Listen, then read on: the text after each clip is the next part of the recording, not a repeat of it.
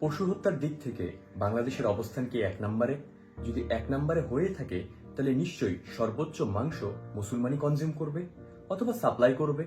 আসেন জানি পৃথিবীর টপ 5 বিফ এক্সপোর্টার এবং কনজিউমার কারা। 5 নম্বরে আছে আর্জেন্টিনা, যারা পৃথিবীতে 7.58% বিফ এক্সপোর্ট করে থাকে। পৃথিবীর 4 নম্বর বৃহৎ বিফ এক্সপোর্টার হচ্ছে ইন্ডিয়া, যারা পৃথিবীর 11.88% বিফ এক্সপোর্ট করে থাকে।